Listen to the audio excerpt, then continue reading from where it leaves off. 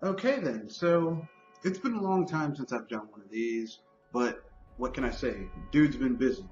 Um, but I'm back with another Tavern Tale. This one is going to be about one of my crowning achievements as a DM, where I ran a dual campaign. What I mean is I had a general quest line that was run in parallel between two different groups, not the same people. One group was a group of, atypical, prototypical characters like DM party, a paladin, a fighter, a rogue, a wizard, a cleric, you know, five people playing the good guys, adventurers doing a job in order to get certain things done, right? And then the other campaign was basically a group of five quote unquote bad guys campaigning against them. So I ran this campaign in tandem. I would switch it off. I started with the bad guys who essentially stole some shit for to start off their campaign, which cascades into something bigger, with the good guys basically trying to get it back and find out what's going on. And both sides were playing two sides of the same campaign, but with completely different results. All of this culminating with one of my personal favorites,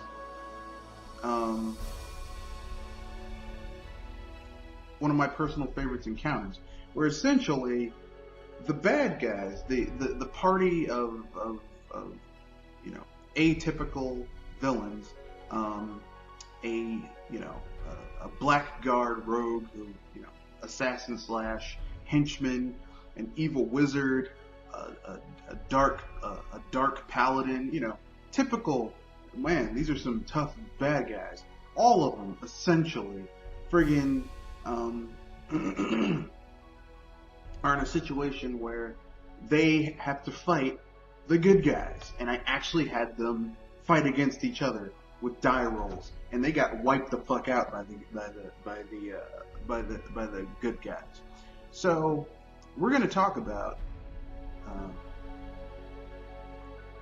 or at least I'm going to tell you about what happened, some of the highlights, and tell you why it's one of my crowning achievements in as being a DM for a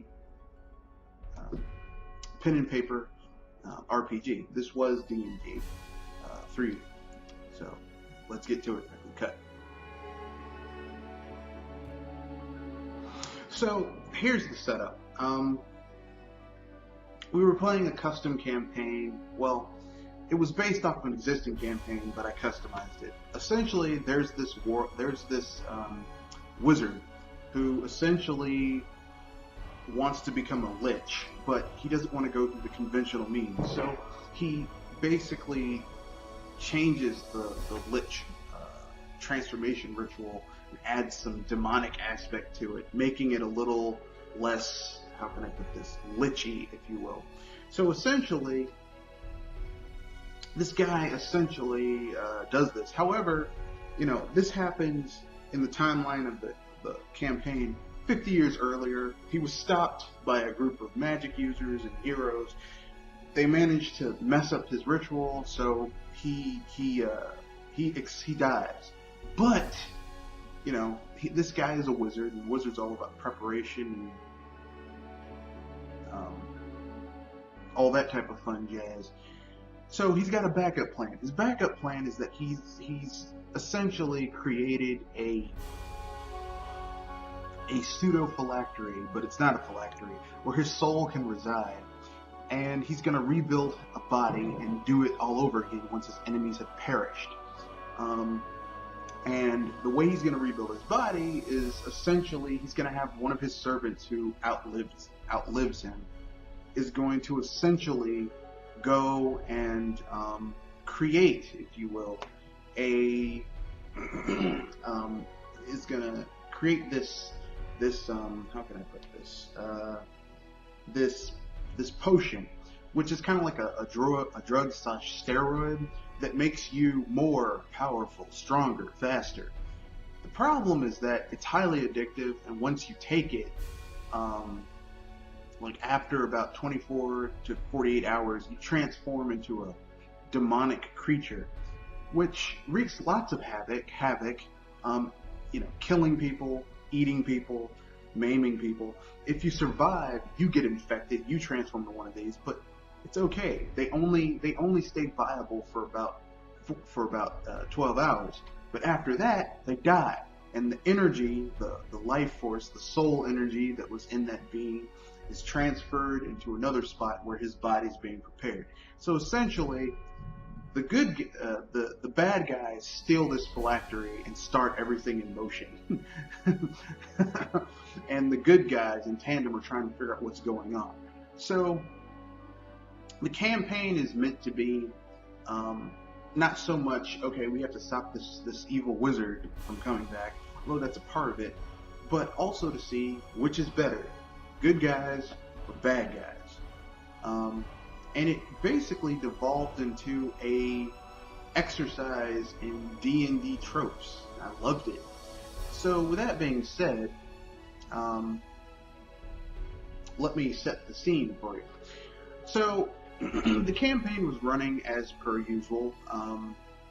They had already stolen what they needed to steal. They had leveled up the skills they wanted to level up, etc., etc. But something major had happened after that. What had happened was that essentially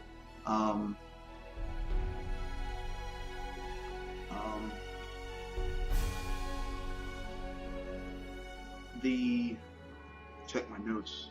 Okay. What happened is that the characters, the quote-unquote antagonists, the antagonists had basically gotten to the point where they had to do some fetch quests for the minion of this wizard, and one of them was they had to get a map in order to get some materials to help make this potion to make more of this potion that's gonna be used to, let's call it the devilment potion. Okay, so the map that gives them the locations where they can get this stuff is someplace else. Like it's in another spot, and the character's like, shit, I gotta get this. So what happens is that they go to this merchant who turns out to be a friend of the good guys, and they torture him and they kill him. Luckily, the merchant actually was able to get his hands on these items, or should I say, the merchant was able to. They had access to resurrection magic, so they resurrect the merchant, minus a few fingers because the fingers were destroyed, and you need a whole body in order to completely resurrect someone. But I mean, heck, the guy's rich, and they're like, "Look, you hurt our friend. We got to go after these guys." I didn't tell them that the antagonists were another group of players, so I said, okay, so the next time we meet here, we're gonna have you're gonna chase these guys down. You're gonna catch them. So I'll tell you the events after the cut. So here we go. Essentially speaking, here's what happens. So they come to my house. At the time, I was living someplace else, and I had my big table set out, snacks, everything like that, and the battle. And I'm like, okay, I come clean. I'm like, okay, here's what happened. I was running 2 campaigns in tandem, so every time you would go and like these guys would do this, it would be stuff that they were doing. And every time you had someone coming after you, it was stuff that they were doing. So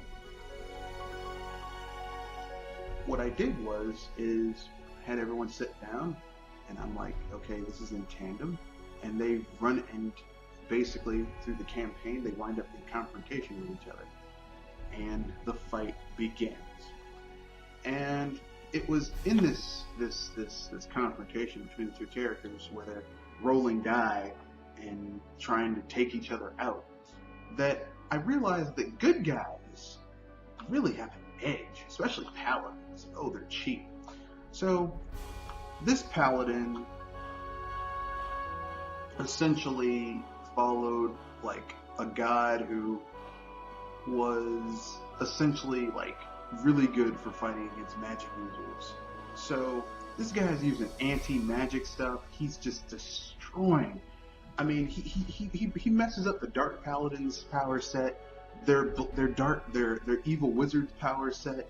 Like the rogue is trying his best, but the fighter kills him. I mean, it like literally within the next 20 minutes, they proceed to destroy this entire group. Just destroy them. The only one who lives is the evil paladin, who winds up getting both of his arms cut off.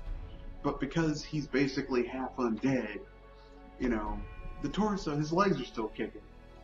And it's one of the most interesting experiences I've ever seen. Which is why, you know, I think more people should play as classical archetypes in D&D.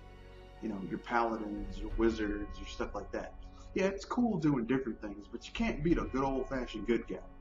So, tell me your thoughts on this story, and give me your comments on any D&D or RPGs where you've had such a situation pop up. So, this is a new Tavern Tale. Enjoy. I hope there'll be more, but it's like Tavern Tales are more of an inspiration thing. The conclusion after the cut. Okay then, so our next thing we'll be doing is this Saturday, another Sci-Fi Power Hour-ish, where we'll be talking about what is the best sci-fi movie ever. Our own personal opinion. It's not going to be objective or anything. It's totally subjective. Give me your thoughts, comments, concerns, what you think may be the best science fiction movie ever in your in the comments here. Also, Saturday, BS Busters, 7:30 p.m. Eastern Standard Time to 9. We're going to talk about the news of the week, wax more about, talk about the sales of this game, because it's been selling really well. We're also going to talk about, once again, the news of the week, how people have been, for some reason, just stealing, well, not stealing. We're going to talk about people who are upset about the Mega Man X collection debacle from Capcom, and such and such. So with that being said, let's see this video. Enjoy, and good day.